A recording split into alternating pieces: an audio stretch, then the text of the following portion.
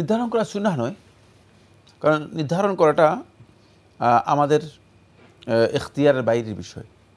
যদি সুন্নাহ হিসেবে নির্ধারণ করেন তাহলে বৈধ হবে না, আর যদি ব্যক্তিগত সুবিধার জন্য নির্ধারণ করেন তাহলে এটা জায়েজ। কোনো ব্যক্তি সুন্নাহ হিসেবে নয়, নিজের সামর্থ্যের আলোকে যে আমি আসলে 100 বার পড়বো বা 200 বার পড়বো, এটা জায়েজ রয়েছে।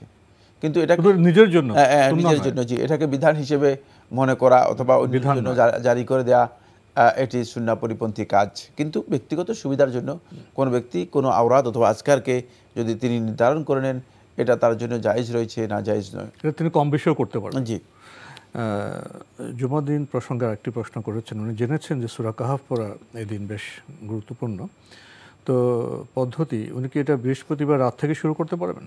জুমাবার সকাল থেকে মানে তেলাওয়াত করাটা হচ্ছে সুন্নাহ, কিন্তু যদি কেউ বৃহস্পতিবারে পড়েন তিনি এই ফজিলত পাবেন ইনশাআল্লাহ তাআলা।